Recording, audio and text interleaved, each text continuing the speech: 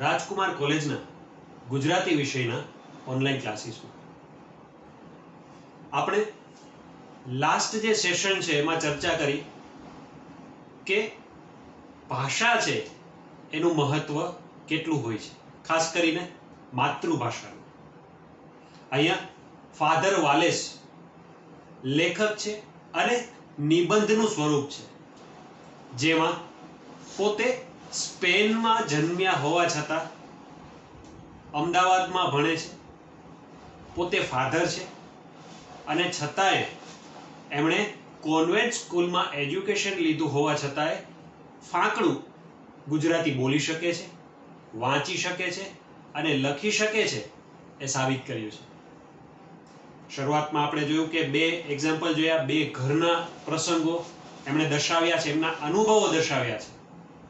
તેમાં જે ગુજરાતી લોકો વચ્ચેથી ગુજરાતી ભાષા જે છે એ જઈ રહી છે અને ભાષા જતા સંસ્કૃતિ અને સાહિત્ય પર કેવી અસર પડે છે એના 3 એક્ઝામ્પલ છે એમણે આપ્યા છે. આગલી સેશનમાં આપણે જોયેલું કે બે પ્રસંગો જે છે એની ચર્ચા કરી. પહેલો જે પ્રસંગ છે એમાં લેખક કહે છે કે લંડનની મારી મુલાકાત દરમિયાન એક મિત્ર સાથે હું વાત કરતો હતો, ગુજરાતીમાં વાત કરતો હતો. એવામાં એ લેખકનો મોટો દીકરો આવી અને જુએ છે, કંઈક કહેવા આવ્યો હતો, પરંતુ જુએ છે અને સાંભળે છે કે એના પિતા છે ફાધર સાથે એટલે કે લેખક સાથે ગુજરાતીમાં વાત કરે છે, તો તે એના પર ગુસ્સે થઈ જાય છે અને કહે છે કે ફાધરને સારામાં સારું અંગ્રેજી છે એ આવડે છે, તો તમે શા માટે તેની સાથે ગુજરાતીમાં વાત કરો છો. તો બીજો પ્રસંગ જેમાં ક્યાંક બહાર જવાનો કાર્યક્રમ હતો અને તેમાં જે ઘરની સ્ત્રી છે એ સાડી પહેરીને આવે છે, તો એ દીકરાને ગમતું નથી. આ ભારતીય પહેરવેશ જે વિશ્વ આખામાં માન સન્માનથી જોવાય એવો એક પહેરવેશ અને આપણી સંસ્કૃતિનો ભાગ છે સાડી. પરંતુ એ દીકરો જે છે એ કહે છે કે માં, તું જ્યારે બહાર આવે ત્યારે તું સાડી જ પહેરે છે, તું અહીંના સંસ્કૃતિ પ્રમાણે એ પ્રમાણેના ડ્રેસ અથવા તો પહેરવેશ પહેરે તો ન ચાલે. માં છે એ સાડી છે ચેન્જ કરતી નથી, ત્યાંનો જે વેસ્ટર્ન ડ્રેસ છે પહેરતી નથી, પરંતુ એના મોં પર ચિંતા અને દુઃખ છે એ લેખક સ્પષ્ટપણે જોઈ શકતા હતા. તો આ બે પ્રસંગોની ચર્ચા આપણે કરી, જેમાંથી પહેલો પ્રસંગ છે એમાં ભાષાનો પ્રશ્ન કે આજની યુવા પેઢી છે એ ભાષાથી દૂર જતી જાય છે અને ભાષા જવાથી જે સંસ્કૃતિ છે એના પર પણ કેવી અસર પડે છે એ અહીંયા દર્શાવ્યું છે. તો ત્રીજો પ્રસંગ હવે આપણે આજે ચર્ચા કરીએ કે ત્રીજા પ્રસંગની અંદર જેમ ભાષા જાય તેવી રીતે સંસ્કૃતિ જાય, તો સંસ્કૃતિ જવાથી એની સીધી અસર આપણા સાહિત્ય પર પડે છે. એનું એક બહુ સારું એવું ઉદાહરણ આપ્યું છે કે બહેનોનું એક મિલન હતું, ગેટ ટુગેધર હતું અને એમાં લેખક પોતે ગુજરાતમાંથી ગયા હોવાથી ત્યાંના ગુજરાતી સમાજની જે બહેનો છે એમણે એને મુખ્ય અતિથિ તરીકે એટલે કે ચીફ ગેસ્ટ તરીકે એને આમંત્રણ આપેલું. કાર્યક્રમની શરૂઆત કરવાનું સૂચન છે એ લેખકે જ આપેલું કે અસત્યો માહેથી નામની જે વિશ્વ પ્રસિદ્ધ પ્રાર્થના છે, ઉપનિષદની પ્રાર્થના, એનાથી આ કાર્યક્રમ છે એની શરૂઆત કરી. પરંતુ જ્યારે કાર્યક્રમની શરૂઆત થાય છે તો તેમાં રહેલી જે યુવતીઓ છે, યુવાન બહેનો છે, એમને પ્રાર્થના છે એ આવડતી નહોતી. એવું નહોતું કે એને ગાવું નહોતું કે એને જાહેરમાં ગાવામાં સંકોચ કે શરમ આવતી હતી, પરંતુ તેને આવડતી જ નહોતી, તો ગાય શી રીતે? અંતે એક આધેડ ઉંમરની બહેને એ ગાય અને પછી બધાએ ઝીલી એને ફોલો કરી અને એ પ્રાર્થના છે એ પૂરી કરી. તો અહીંયા 3 પ્રસંગો છે એ લેખકે દર્શાવ્યા, જેમાં ભાષા, સંસ્કૃતિ અને સાહિત્ય એકબીજા સાથે સંકળાયેલા છે એમ લેખક દર્શાવે છે. ત્યાર પછી લેખક કહે છે કે એ ઉપનિષદની વિશ્વવિખ્યાત પ્રાર્થના જે ગુજરાતમાં રહેતા અને ગુજરાતી માધ્યમમાં ભણતા જે બાળકો છે એને કડકડાટ આવડે છે, બાય હાર્ટ મોઢે છે, પરંતુ વિદેશની એ યુવતીઓને એ આવડતી નથી. તો સાડી જેવો ભારતીય પહેરવેશ, પોશાક અવનવી સ્ટાઇલથી, અવનવી રીતે અને અવનવી સાડીઓના પ્રકાર છે એ ભારતમાં જોવા મળે છે. અને એ વિશિષ્ટ શૈલીથી પહેરી, અલગ અલગ સ્ટાઇલથી પહેરી અને જ્યારે સ્ત્રીઓ છે એ કોઈ સમારંભમાં, કોઈ કાર્યક્રમમાં કે આંતરરાષ્ટ્રીય સંમેલનમાં જાય છે ત્યારે તેને ખૂબ માન સન્માનથી જોવામાં આવે છે. પરંતુ એ યુવાનને એમની માતા છે એ સાડી પહેરે એનાથી સંકોચ થતો હતો. તો ગુજરાતી ભાષા બોલી અને ફાધર સાથે વાત કરનાર, પિતા પર ગુસ્સે થનાર એ યુવાન ભવિષ્યમાં શું ગુજરાતી ભાષા બોલશે ખરો? વાંચશે ખરો? લખશે ખરો? ક્યાંય પણ એનો ઉપયોગ કરશે ખરો? એવો લેખકને પ્રશ્ન થાય છે. ક્યારેય નહીં. અત્યારે એને ગુજરાતી ભાષા છે એ જેવી તેવી આવડે છે, કારણ કે ઘરમાં બોલાય છે, એ સમજી શકે છે, પણ લખી કે વાંચી શકતો નથી. કાચું લખી શકે છે અને કાચું એ વાંચી અને જાણી શકે છે. તો આ પરિસ્થિતિ એ સમયે ભારત અને ખાસ કરીને ગુજરાત બહાર રહેતા, વિદેશમાં રહેતા ગુજરાતી પ્રજાની હતી. આજે આ સ્થિતિ આપણે ગુજરાતમાં જ જોઈ શકીએ છીએ. ગુજરાતમાં રહેતા ગુજરાતી બાળકોને પોતાના માતા પિતા છે એ પ્રાદેશિક બોલી બોલે કે ભાષા બોલે તો એનાથી શરમ અને સંકોચનો અનુભવ થાય છે. આપણા પ્રાદેશિક પહેરવેશો જે છે, ડ્રેસ છે, એ પહેરે તો શરમ અનુભવાય છે. શા માટે?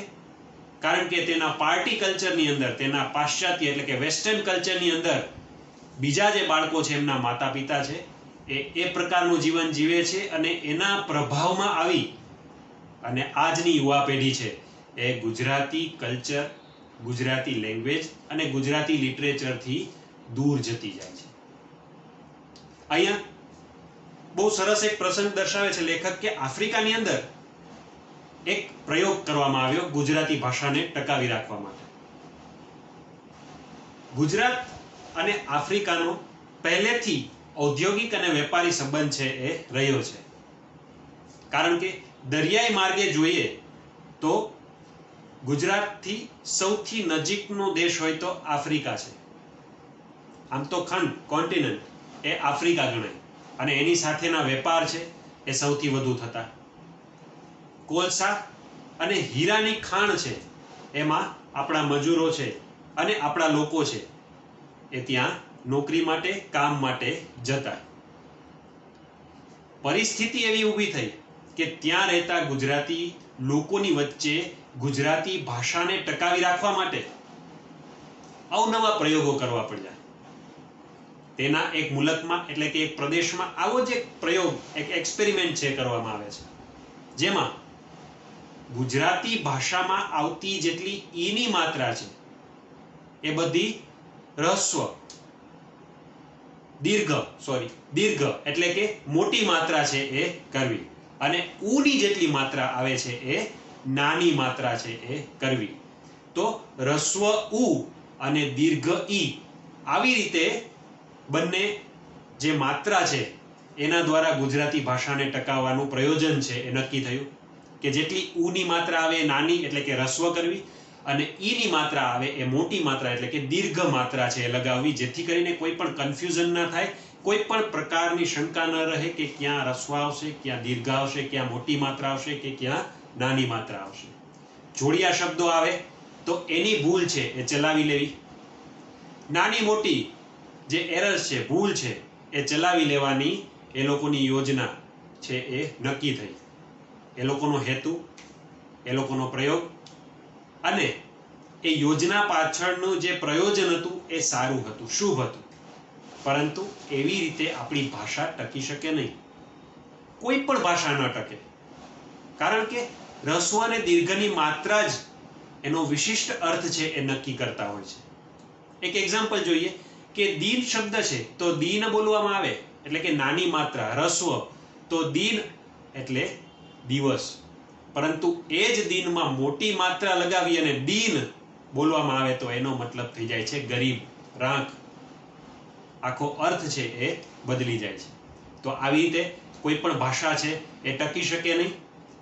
વળી અહીંયા પ્રશ્ન છે એ રસ્વ કે દીર્ઘનો નહોતો. અહીંની સમસ્યા છે એ રસ્વ દીર્ઘ કે માત્રાની નહોતી કે જોડાક્ષરની નહોતી. અહીંયા જે પ્રશ્નો છે એ આખા પ્રશ્ન કે સમસ્યા છે એ ક ખ ગ ઘ ની છે, શબ્દોની છે, વર્ણની છે. એ જ કોઈને આવડતા નથી. બેઝિક જે આલ્ફાબેટ્સ છે એ જ કોઈને આવડતા નથી, તો ત્યાં પછી માત્રાની તો વાત જ નથી. અહીંયા બહુ સુંદર એક પ્રસંગ દર્શાવ્યા પછી લેખક કહે છે કે આવા તો ઘણાય લોકો છે કે જેમણે અવનવા પ્રયોગો દ્વારા ગુજરાતી ભાષા ટકાવવાનો પ્રયાસ કર્યો છે, પરંતુ ભાષા એવી રીતે ટકી શકતી નથી.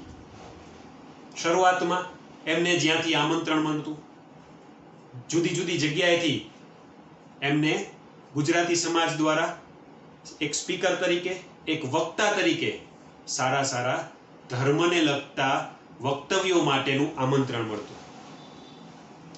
ત્યાં જઈ પોતે સારી સ્પીચ આપતા, સારા ભાષણો આપતા, વક્તવ્યો આપતા. હવે યજમાન જે છે એટલે કે જે હોસ્ટ છે એને બોલાવ્યા છે, એને સારી આગતા સ્વાગતા કરી છે, સારી રીતે સાચવે છે. એટલે પહેલા તો એ સાચું બોલી શકતા નહીં કે આવી રીતે તમારી ભાષા ટકવાની નથી, એ માત્ર સારું જ બોલતા. લેખક કહે છે કે મારી હિંમત એ સમયે ચાલતી નહોતી, હું તો એ લોકોને સારું લગાડવા એમ જ કહેતો કે તમારે આવી રીતે સારા સ્પીકરને બોલાવવા જોઈએ, સારા વક્તાઓને બોલાવવા જોઈએ. ગુજરાતી ભાષા છે એમાં એને પ્રયોજન મળે, એને પ્રોત્સાહન મળે એ રીતે તમારે જુદા જુદા કાર્યક્રમો છે ગોઠવવા જોઈએ, જુદી જુદી સ્પર્ધાઓ યોજવી જોઈએ, અંતાક્ષરી જેવી સ્પર્ધાઓ અને કાર્યક્રમો છે યોજવા જોઈએ. આવા નાના પ્રયોગોથી ગુજરાતી ભાષા ટકી શકશે. આ ઉપરાંત બાળકો જોડે ગુજરાતી ભાષામાં વાત કરવી જોઈએ. શાળામાં ગુજરાતી ભાષા છે એને તમારે ઉમેરવી જોઈએ. પરંતુ હવે લેખક કહે છે કે મારામાં હિંમત આવી ગઈ છે, કારણ કે આવી રીતે ભાષા ન ટકે. હવે હું એ લોકોને સ્પષ્ટપણે કહું છું કે ગુજરાતી ભાષાને ટકાવવા માટે જરૂર છે તમારા બાળકો સાથે ઘરમાં ગુજરાતીમાં વાત કરો. ગમે તે માધ્યમનું બાળક હોય એની સાથે ગુજરાતીમાં વાત કરો. ભલે એ એની માધ્યમની ભાષા બોલે, અંગ્રેજી હોય, હિન્દી હોય કે બીજું માધ્યમ હોય, પરંતુ તમારી માતૃભાષા છે એ જરૂર શીખવો. અહીંયા એક એરિસ્ટોટલે, અગાઉ પણ આપણે વાત કરી કે એરિસ્ટોટલની એક બહુ સરસ લાઈન છે જે મને અવારનવાર ગમે છે, અને હું અવારનવાર કેટલાય લેક્ચરમાં કહું છું કે એરિસ્ટોટલ કહે છે કે તમે દુનિયાની કોઈ પણ ભાષા શીખો, પરંતુ તમારી માતૃભાષાના ભોગે નહીં. તમારી માતૃભાષાને જો તમે માન નહીં આપો તો જગતમાં કોઈ તમારી માતૃભાષાને માન આપશે નહીં. અહીંયા લેખકના જે પ્રશ્નો છે એ કહે છે કે ગુજરાતીમાં બાળકો સાથે વાત કરો. ગુજરાતી વિષયને જો શક્ય હોય તો શાળામાં તમે રખાવો, અને એ શક્ય નથી તો શાળા પૂરી થયા પછી એના બિલ્ડિંગમાં એક્સ્ટ્રા કોચિંગ તરીકે ગુજરાતી ભાષાને તમે પ્રોત્સાહન આપો, શીખવો બાળકોને. તો તમારી ગુજરાતી ભાષા છે એ ટકી શકશે. નહીતર એ ચોક્કસ છે કે 1-2 પેઢી પછી ગુજરાતી ભાષા છે એ તમારી વચ્ચેથી જતી રહેશે. તો પછી બીજા પેરેગ્રાફમાં લેખક એમ કહે છે કે મારા એક સાક્ષર મિત્ર જે હમણાં જ વિદેશ પ્રવાસ કરીને આવેલા, એમણે મને કહ્યું કે આપણે ત્યાં જે પ્રશ્ન છે એનાથી બિલકુલ ઉલટો પ્રશ્ન છે એ વિદેશમાં જોવા મળે છે. આપણે ત્યાં અવનવા કવિ છે, અવનવા લેખકો છે એ આવતા જાય છે, તો બીજી બાજુ બહાર રહેતી જે ગુજરાતી પ્રજા છે એ ગુજરાતી સાહિત્યથી દૂર જતી જાય છે. કદાચ એ લોકો નરસિંહ અને મીરા જેવા સાહિત્યકાર, સર્જક કે કવિ કે કવિત્રીના નામથી પરિચિત રહેશે, પરંતુ આજના રાજેન્દ્ર શાહ, મકરંદ દવે કે પછી નિરંજન ભગત જેવા લેખક, કવિ અને સર્જકોથી કેવી રીતે પરિચયમાં આવશે? ત્યારે લેખક કહે છે કે કોઈ વાંચતું જ નથી તો એના નામ સાંભળે ક્યાંથી? કહે છે કે આજની જનરેશન છે ગુજરાતી વાંચતી જ નથી. આપણે પણ અભ્યાસક્રમમાં આવે એના સિવાયની કોઈ પણ ગુજરાતી વસ્તુ કે આર્ટિકલ કે બુક, કોમિક્સ છે વાંચતા નથી. એટલે આપણને અભ્યાસક્રમમાં કદાચ જેટલું આવતું એટલું આવડતું હોય, પરંતુ એની બહારનું જે તમારી વોકેબ્યુલરી છે એ વધારવા માટે તમારે એક્સ્ટ્રા રીડિંગ જે કરવું જોઈએ એ આપણે કરતા નથી. અને જો કરતા હોય તો બહુ સારી વાત કહેવાય કે ગુજરાતી ભાષાને ટકાવવી એ દરેક ગુજરાતીની ફરજ છે. આજે લેખકને જે નિબંધ લખવો પડ્યો છે એની પાછળનો હેતુ એટલા વર્ષો પહેલા એને લખેલો છે. આજે એ પરિસ્થિતિ જે વિદેશમાં તે સમયે હતી આજે ગુજરાતમાં ધીરે ધીરે આવી રહી છે. ગુજરાતી ભાષામાં બાળકો છે એને તકલીફ પડી રહી છે.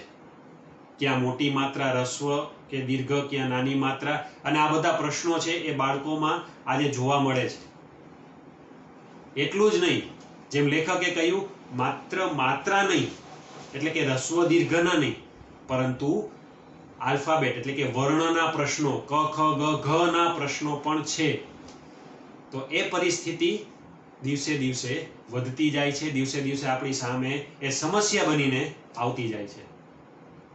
એટલા માટે જ લેખક કહે છે કે ધીરે ધીરે જો લોકો વાંચવા લાગે, કોઈ વાંચતું જ નથી તો આ પછી નામ સાંભળવાનું ક્યાંથી આવે? ત્યાર પછી જે ટાઇટલ આપેલું છે ભાષા જાય તો સંસ્કૃતિ જાય, એ પેરેગ્રાફ પર લેખક આવે છે અને કહે છે કે જ્યારે કોઈ ભાષા જાય તો ઘણા લોકોને એવો પ્રશ્ન થશે કે ભાઈ ભાષા જાય તો એમાં શું થઈ ગયું? ગુજરાતી ભાષા જતી રહે તો જતી રહે, એમાં શું મોટી વાત છે? એમાં શું નુકસાન છે? અંગ્રેજી એ વળી ક્યાં ખરાબ વાત છે કે ખરાબ બાબત છે? એનાથી ચલાવી લઈશું. ગુજરાતી ભાષા જાય એમાં કોઈ મોટી વાત કે મોટું દુઃખ છે કે નહીં એ ખ્યાલ નથી, પરંતુ લેખક અહીંયા સ્પષ્ટપણે કહે છે કે ગુજરાતી ભાષા છે એ આપણે વચ્ચેથી જાય એનું દુઃખ તો છે જ, પરંતુ એનાથી એ મોટું દુઃખ અને ચિંતા એ છે કે જ્યારે એ ગુજરાતી ભાષા જશે ત્યારે એ એકલી નહીં જાય. ગુજરાતી ભાષા જશે ત્યારે આપણી માતૃભાષા જાય, આપણી સાથે આપણા બાપ દાદાઓની ભાષા જાય, આપણા વડવાઓની ભાષા જાય, આપણા પૂર્વજોની ભાષા જાય, આપણી સંસ્કૃતિમાં રહેલા મૂળ જે છે, આપણા એથિક્સ, આપણા રૂટ્સ એ ચાલ્યા જશે.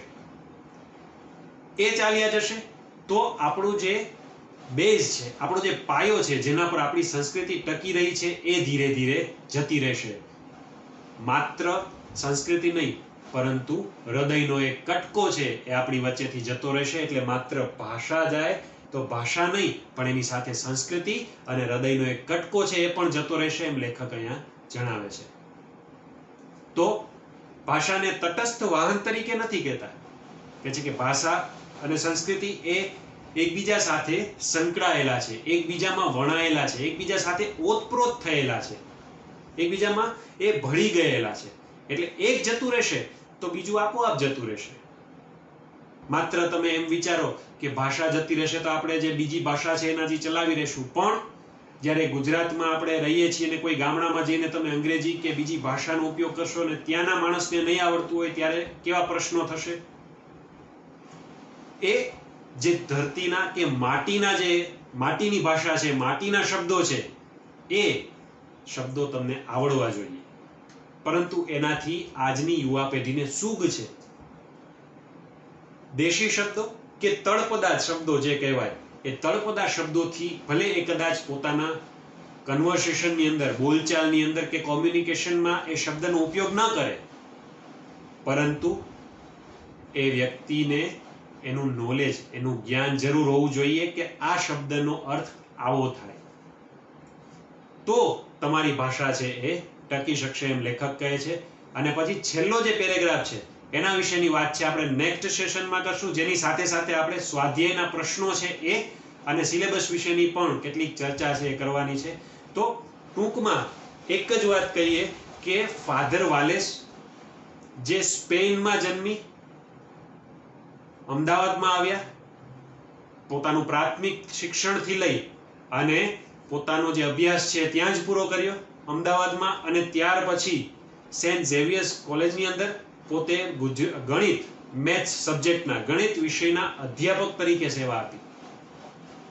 અંગ્રેજી સાથેની એમની માતૃભાષા ત્યાં સ્પેનિશ, અહીંયા આવી અને અંગ્રેજી ભાષાનો કોન્ટેક્ટ થયો, પરંતુ ગુજરાતમાં રહ્યા એટલે ગુજરાતની ગરિમા જાળવવા માટે એણે ગુજરાતી ભાષાને મહત્વ આપ્યું અને ગુજરાતની બહાર રહેતા લોકોમાં ગુજરાતી કઈ રીતે જાય છે, તમારા વચ્ચેથી તમારી ભાષા જાય છે, એ આપણને રિયાલિટી છે ફેસ કરાવી.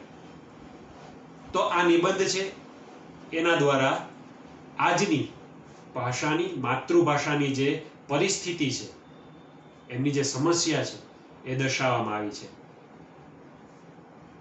કુલ જે પ્રશ્નો છે એ દરેક પ્રશ્નો ફરી ફરીને એક જ વાત કહે છે કે ભાષા જાય તો સંસ્કૃતિ જાય. તો આ હતી આજની આપણી સેશન. નવી સેશનમાં આપણે છેલ્લા 2 પેરેગ્રાફ અને સ્વાધ્યાયના પ્રશ્નોની ચર્ચા કરશું. ત્યાં સુધી આભાર. Thank you. Take care.